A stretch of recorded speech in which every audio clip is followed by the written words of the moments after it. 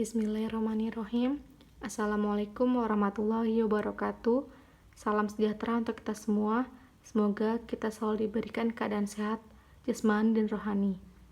Yang terhormat Bapak Dr. Bakti Nur Afianto MSI selaku dosen pembimbing. Saya Jian Farhana, Program Studi Administrasi Publik. Pada kesempatan kali ini, saya akan mempresentasikan seminar proposal saya yang berjudul Implementasi Program Pengembangan Kota Layak Anak di Dinas Sosial Kota Depok, Studi Kasus pada Anak Jalanan, Gelandangan, Pengemis, dan Pengamen. Masuk ke bab 1, yaitu latar belakang masalah. Permasalahan sosial memang tidak dapat dihindari keberadaannya dalam kehidupan masyarakat, terutama yang berada di daerah perkotaan. Permasalahan sosial bisa terjadi dikarenakan kemiskinan, tingkat pendidikan yang rendah, minimnya keterampilan kerja yang dimiliki, lingkungan, dan juga sosial budaya.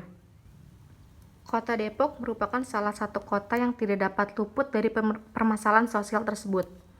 Terkait hal ini, pemerintah Kota Depok memiliki kebijakan yang berkaitan dengan permasalahan sosial tersebut, yakni Pedoman Pengembangan Kota Layak Anak. Dalam peraturan tersebut, pemerintah Kota Depok mempunyai sistem pembangun hak anak yang mengarah kepada upaya dan perlindungan hak. Peraturan Daerah Nomor 34 Tahun 2013.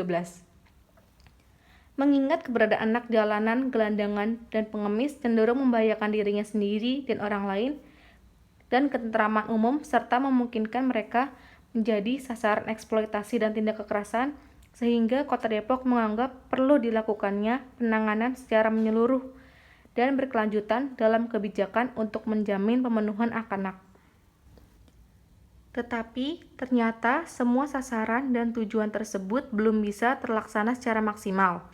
Terbukti dari hasil data dari Dinas Sosial Kota Depok dan observasi di lapangan di Kota Depok bahwa jumlah anak jalanan, gelandangan, dan pengemis semakin bertambah setiap tahunnya.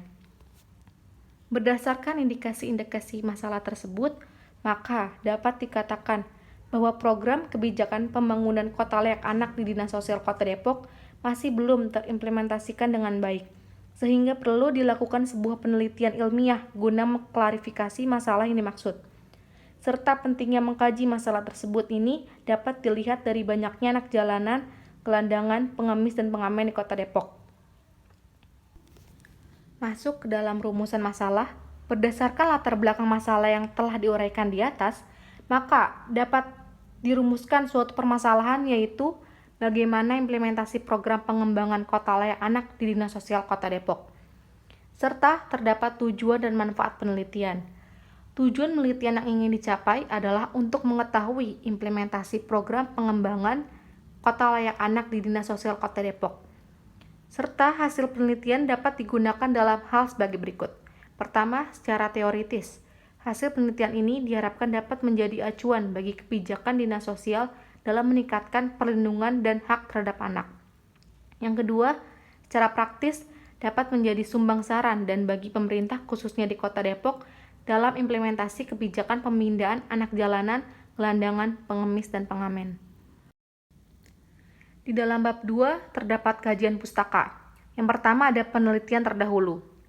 Penelitian terdahulu yang saya ambil adalah yang pertama, Andi Wahyudi tahun 2019 dengan judul Peran Dinas Sosial dalam Pemindahan Anak Jalanan di Kota Makassar. Hasil penelitian tersebut mengatakan Dinas Sosial Kota Makassar masih menemui hambatan yang dihadapi oleh Dinas Sosial itu sendiri, yaitu keterbatasan dana, faktor anak jalanan yang bertambah tiap tahunnya, dan kurangnya tempat pusat pembinaan untuk menampung anak jalanan. Selanjutnya yang nomor 2 dari Sri Wahyuni tahun 2020 dengan judul Peran Pemerintah Kota Jambi dalam merealisasikan kebijakan kota layak anak. Hasil penelitian ini mengatakan bahwa pemenuhan hak anak dalam merealisasikan di Kota Jambi sudah cukup baik. Hal tersebut dibuktikan dengan sudah terpenuhinya pemenuhan hak anak. Yang ketiga dari Wahyu Pratama Aji Saputra tahun 2019 dengan judul Implementasi Kebijakan Pengembangan Kota Layak Anak di Kota Salatiga. Dalam penelitian ini, pemenuhan hak-hak anak sudah terpenuhi dengan baik, tetapi masih rendahnya komitmen pemimpin dan para pelaksana kebijakan. Selanjutnya ada kerangka teori. Kerangka teori yang pertama adalah implementasi kebijakan, yang merupakan hal yang menghubungkan antara tujuan kebijakan dan realisasinya dengan hasil kegiatan. Menurut Van Meter dan Van Horn tahun 1974, mendefinisikan implementasi kebijakan sebagai tindakan-tindakan dalam keputusan-keputusan sebelumnya. Tindakan-tindakan ini mencakup usaha-usaha untuk mengubah keputusan-keputusan menjadi tindakan-tindakan operasional dalam kurun waktu tertentu, maupun dalam rangka melanjutkan usaha-usaha untuk mencapai perubahan besar dan kecil yang telah ditetapkan oleh keputusan-keputusan kebijakan yang dilakukan oleh organisasi publik yang diarahkan mencapai tujuan-tujuan yang telah ditetapkan. Selanjutnya ada kabupaten atau kota layak anak. Adalah kabupaten atau kota layak anak yang mempunyai sistem membangun berbasis hak anak melalui pengintegrasian komitmen dan sumber daya pemerintah dan masyarakat.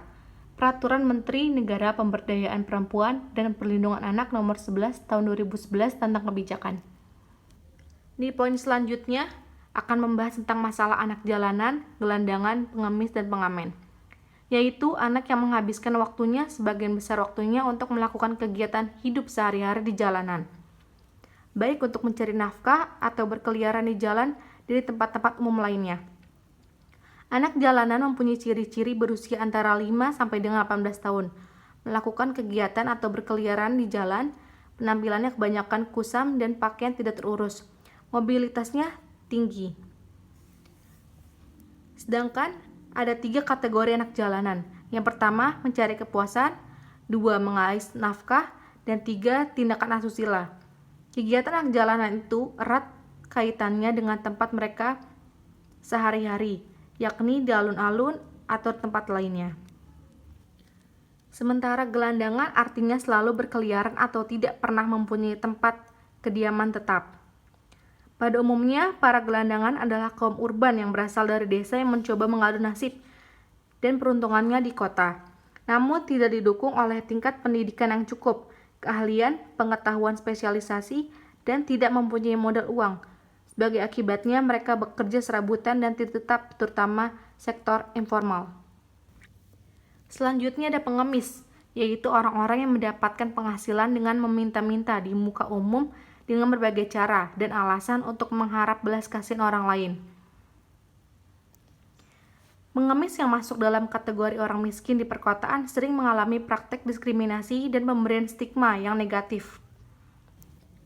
Pandangan semacam ini mengisyaratkan bahwa anak jalanan, gelandangan, pengemis, dan pengamen dianggap sulit memberikan sumbangsih yang berarti terhadap pembangunan kota karena mengganggu keharmonisan, keberlanjutan, penampilan, dan konstruksi masyarakat kota.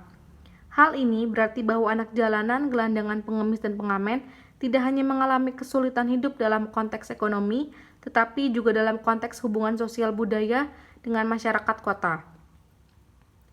Akibatnya, komunitas anak jalanan, gelandangan, pengemis, dan pengamen harus berjuang menghadapi kesulitan menghadapi ekonomi, sosial psikologis, dan budaya.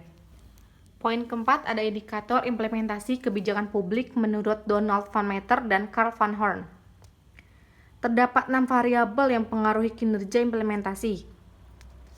Yang pertama adalah ukuran dan tujuan kebijakan, kedua sumber daya, ketiga karakteristik agen pelaksana, keempat kecenderungan atau disposisi para pelaksana, yang kelima komunikasi antar organisasi dan aktivitas pelaksana, yang keenam lingkungan ekonomi, sosial, dan politik.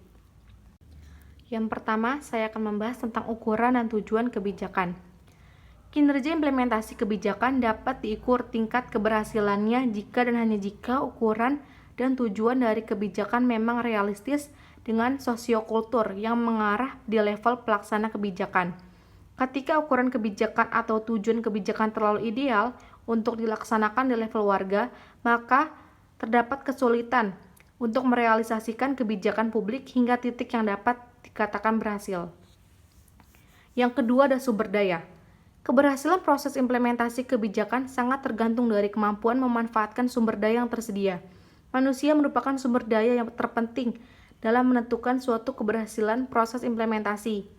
Tahap-tahap tertentu dari keseluruhan proses implementasi menuntut adanya sumber daya manusia yang berkualitas sesuai dengan pekerjaan yang diisyaratkan oleh kebijakan yang telah ditetapkan. Selanjutnya yang ketiga ada karakteristik agen pelaksana. Pusat perhatian pada agen pelaksana meliputi organisasi formal dan organisasi informal yang akan terlibat pengimplementasian kebijakan publik.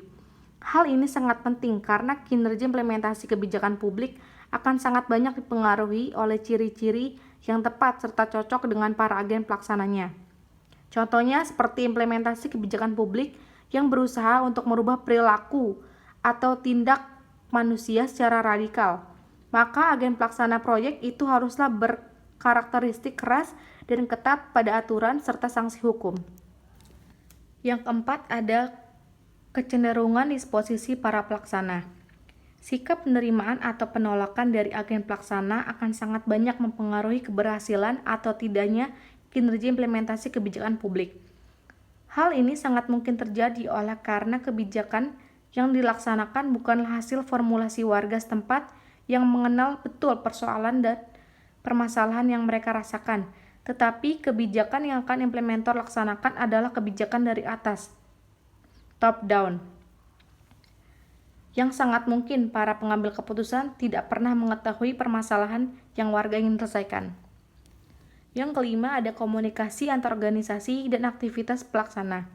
Koordinasi merupakan mekanisme yang ampuh dalam implementasi kebijakan publik. Semakin baik koordinasi komunikasi di antara pihak-pihak yang terlibat dalam suatu proses implementasi, maka asumsinya kesalahan-kesalahan akan sangat kecil untuk terjadi dan begitu pula sebaliknya. Yang keenam, terakhir, lingkungan ekonomi, sosial, dan politik. Hal terakhir yang perlu juga diperhatikan guna menilai kinerja implementasi publik dalam perspektif yang ditawarkan oleh Van Meter dan Van Horn adalah sejauh mana lingkungan eksternal turut mendorong keberhasilan kebijakan publik yang telah ditetapkan. Lingkungan sosial, ekonomi dan politik yang tidak kondusif dapat menjadi biang keladi dari kegagalan kinerja implementasi kebijakan. Karena itu, upaya untuk mengimplementasikan kebijakan harus pula memperhatikan kekondusifan kondisi lingkungan eksternal. Selanjutnya, ada kerangka pemikiran. Dalam penelitian ini, identifikasi masalah sebagai berikut. Yang pertama, masih tingginya angka anak jalanan, gelandangan, pengemis, dan pengamen. Yang kedua, faktor yang sangat dominan yaitu kemiskinan dan putus sekolah. Yang ketiga, sasaran dan tujuan belum terlaksana secara maksimal. Oleh karena itu, penulis mengambil indikator implementasi program menurut Van Meter dan Van Horn. Yang pertama, ukuran tujuan kebijakan. Yang kedua, sumber daya. Yang ketiga, karakteristik agen pelaksana. Yang keempat, kecenderungan atau disposisi para pelaksana. Yang kelima, komunikasi antar organisasi dan aktivitas pelaksana. Yang keenam adalah lingkungan ekonomi, sosial, dan politik. Maka, dari indikator tersebut, kita dapat mengetahui bagaimana implementasi program pengembangan kota layak anak di Dinas Sosial Kota Depok dan menghasilkan output berhasil atau tidak berhasilnya program tersebut yang dilakukan oleh Dinas Sosial Kota Depok. Masuk dalam bab 3 ada metodologi penelitian. Yang pertama ada pendekatan penelitian. Pendekatan ini menggunakan pendekatan kualitatif, yakni data yang digunakan merupakan data kualitatif secara terminologi. Pendekatan kualitatif adalah metode yang mana hasil penelitian lebih berkenaan dengan interpretasi terhadap data yang dikemukakan di lapangan. Selanjutnya ada penentuan informan. Informan adalah orang yang bisa memberi informasi tentang situasi dan kondisi latar penelitian. Oleh karena itu, penentuan informan yang pertama memiliki kriteria anak jalanan di bawah umur 18 tahun. Yang kedua, pengemis dan pengamen mempunyai kriteria anak di bawah umur dan putus sekolah. Dan yang ketiga, gelandangan karena faktor kemiskinan dan tidak mempunyai tempat yang layak. Selanjutnya ada teknik analisis data, yaitu metode yang digunakan adalah metode deskriptif analitik, yaitu metode dalam mengolah data-data yang telah dikumpulkan dengan menganalisisnya sesuai dengan kondisi yang terjadi di lapangan. Selanjutnya ada data primer dan data sekunder. Data primer, data utama seperti wawancara dan observasi di lapangan. Yang kedua data sekunder, yaitu faktor pendukung seperti jurnal dan online research. Lalu ada teknik pengumpulan data. Yang pertama observasi, yaitu merupakan suatu cara yang sangat bermanfaat, sistematik dan selektif dalam mengamati dan mendengarkan interaksi atau fenomena yang terjadi. Yang kedua wawancara, adalah teknik pengumpulan data yang mengumpulkan data yang digunakan untuk mendapatkan keterangan responden melalui percakapan langsung dengan narasumber. Yang ketiga dokumentasi, dapat berupa tulisan, catatan harian, sejarah kehidupan, cerita, biografi, peraturan, kebijakan, gambar-gambar atau karya-karya monumental dari seseorang. Lalu ada teknik pengolahan data. Yang pertama, reduksi data. Reduksi data merupakan penyederhanaan yang dilakukan melalui seleksi, penfokusan, dan keabsahan data mentah menjadi informasi yang bermakna sehingga memudahkan penarikan kesimpulan. Lalu yang kedua ada penyajian data. Penyajian data yang sering digunakan pada data kualitatif adalah bentuk naratif. Penyajian data berupa sekumpulan informasi yang tersusun secara sistematis dan mudah dipahami. Yang terakhir ada penarikan kesimpulan. Penarikan kesimpulan merupakan tahap akhir dalam analisis data yang dilakukan, melihat hasil reduksi dan tetap mengacu pada rumusan masalah secara tujuan yang hendak dicapai. Data yang telah disusun dibandingkan antar satu dengan yang lain untuk ditarik kesimpulan sebagai jawaban dari permasalahan yang ada. Dan yang terakhir ada tempat dan waktu penelitian. Penelitian dilaksanakan di Dinas Sosial Kota Depok beralamat Jalan Margonda Raya Depok, Kecamatan Pancoran Mas Depok, Jawa Barat, kode pos 16431. Waktu yang digunakan peneliti untuk penelitian ini akan diselenggarakan di bulan Oktober hingga selesai.